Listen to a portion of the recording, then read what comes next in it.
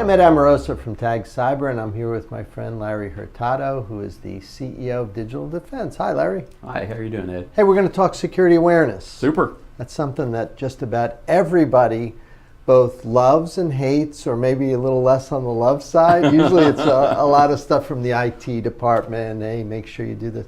Let's start with why do we even have security awareness? And then we'll get into more or less what it is. Well, what's the problem? Well, I'll start by saying how we sort of got involved with security awareness. So we as an organization, we perform environmental assessments, and the environmental assessments, one of the ones that we perform is social engineering, and it's basically where our analyst team will go out and try to trick individuals in getting confidential login information, et cetera, to be able to go in and compromise the networks, right? So our enterprise clients basically came to us after performing social engineering engagements on them, and they say, is there anything that you can do to help us educate our user base to be able to score better with regard to the testing that we perform, but more importantly, in the event of an actual attack, be able to thwart it as quickly as possible. And so we basically had what I call a Medici moment, where we basically brought the team together and we basically said, is there anything that we can do to help out in this regard? And what we observed was that, you know, many individuals in the enterprises, they really have information overload. Yeah. And basically, I do. Yeah, I mean, so even when they are given training materials, if those training materials don't appeal to them such that they can commit it to memory easily, then even though they've been trained per se, they're not going to be able to deal with it when they're actually subjected to an attack. So what's been sort of the approach in the past? You and I share a generation. What have IT teams done in the past to try and deal with this problem of people giving away, to your point, login information and so on? I sort of know the answer, but I want to hear you say it. It hasn't been very good, has it? First and foremost, my personal observation is that security awareness training has been done more from a compliance perspective. Right. You know, you have to get this out there. There's typically a lot of references. A memo exactly. to everyone. Yeah. And there's typically a lot of references to the actual regulations that are coming down to where, you know, you have to be compliant with such and such and such and such. Yeah. And when you're, for example, if you're in a financial institution, if you're a teller, you know, for you to be able to consume this information, commit it to memory, such that when you are under an attack, it's just not going to happen. But if you're sending something around, most people are hitting the delete key. Hey, memo to all staff, you must do the following. Absolutely. Who's reading that? Absolutely. Limited number of folks. So that's been a problem. So you got to break through that information overload, in my opinion. And you got to do it thoughtfully, and you have to keep in mind who you're actually talking to and who you're actually trying to educate or basically make more aware.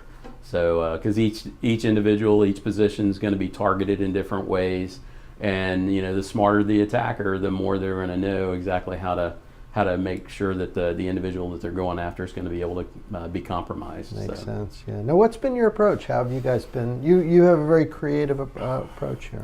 Yeah, we're kind of excited. You know, as I mentioned, we sort of had a Medici moment where we came back as a team after having conversations with our enterprise clients. And we said, hey, do we want to stand up yet another PowerPoint training package and basically have a lot of you know, static content and whatnot? And we concluded that we didn't, and we concluded that we needed to, once again, break through the information overload. So what we did was we went out and partnered with a LA production studio. We contracted with Hollywood comedic talent, sketch writers, directors, producers, etc. And we basically brought this talent together with our security expertise and created a program that we call Secure Ed, which is basically a series or a suite of video modules that start out with comedy, go into serious training, and finish out with comedy. You know, we basically believed that we needed something that would have a high degree of sticky factor. And what we ultimately did is we had these modules tested by the Ponemon Institute and basically found that there's a 300% increase in long-term learning gain when using these programs versus traditional PowerPoint-based types of security awareness training packages. So well, that's really awesome. Now, you brought a clip along. We can take a quick look at a little snippet of some of your work. Absolutely. Look forward to sharing with you. That's great. Why don't we have a look, and we'll see afterwards. Sorry, Baxter. Larry, enough with the training. We need to secure the personnel files from a possible attack. Oh, no problem. Just change your password like you do every week. Yeah, about that, I forgot my password. But I wrote it down. I just remembered. Aha! Larry, no, don't do it! Oh. That was really you, wasn't it? You think? One question, Larry. Why would you bother building a real trap door for this? Well, I had a little extra money in the budget, and I thought it would be cool. You're not mad, are you? You're mad. Well, that was really great. I really enjoy those. Really well done. Thank you. So you're saying it's been pretty well received with business customers? Absolutely. Both enterprise and small business. We offer different variations, if you will. If you're an enterprise, you're typically going to have a learning management system in place. So we make just the content available to those organizations in SCORMified fashion. If it's a small business, then we actually have a hosted platform that we use to deliver the content to them so that they don't have to mess around with having an LMS. So. Now you develop sort of the messaging, and then your partner essentially creates the fun around it. Is that how it works? Because a production studio probably wouldn't know what the correct message is. Correct. We have a team of security analysts, and we actually leverage the security analysts to actually produce the actual technical content, if you will, the security content of the videos, and then we work with the partners out in LA to basically put a wrapper around that content, if you will. So I got a crazy question for you, and this is something you and I both probably recognize. When you're at a cocktail party, or and people find out you do security, and then you get cornered, happens to me, and they say, "Oh my gosh, I'm so worried about this and that," and you have that little security awareness training moment at the cocktail party. Is there a couple of tips you have for people? Like, should they be careful about this or that, or be sure to do this or that? What sorts of things do you tell people? This is a little bit more informal. I know it's not always a business person you're talking to. But what do you say when people ask you that? So Ed, I don't know what your experiences are, but I'm the Mine guy. are I run to the other side of the room. Mine are that I don't typically get invited back to the party when I start going down the path of telling them what I do. I will say that now more so than ever, when I am at a party, the interest in understanding what I do and how I do it is at an all-time high. It's affecting every people's lives. It's true. I'm really adamant to obviously be very cognizant of email and basically what's coming into the individual's accounts from an email perspective. I tell them that yes, there's a lot of challenges with traditional security protection mechanisms, but unfortunately, the way security is, you still have to have things like AV in place, and you got to keep those AV solutions current and what have you. Because there's a lot of questions that I typically have of, should I even bother purchasing this stuff anymore? Does it even work?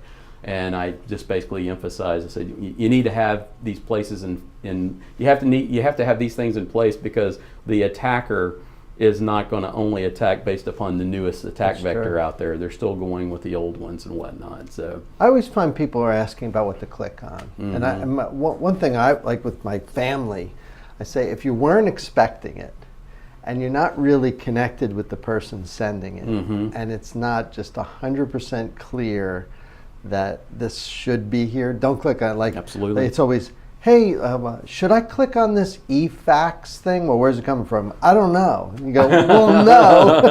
I would say no. But if it's you and I, like after we're talking now, if you said, hey, I want to send you a picture of what we're doing from me to you, probably high probability, but also you still have to be careful. This is a dangerous business, isn't this internet? Absolutely, it sure is. And to your point, you have to be confident in the source of the information coming to you. And frankly speaking, you still have the mechanisms in place to scan things when they're coming in from trusted resources and whatnot, but it is very, very, very challenging. You have to be very, very much on your toes. Well, good luck with the program and all this great content that you're producing. I'm sure people are going to enjoy it. If they want to get more content, they should go to your website. Is that the best place to get more information? At digitaldefense.com. Fantastic. Thanks for coming by, man. Thank you. Appreciate it. And we'll see you next time. Thanks for checking out our video. Make sure you subscribe for more of our cybersecurity content, and also make sure you visit our website. Have a great day.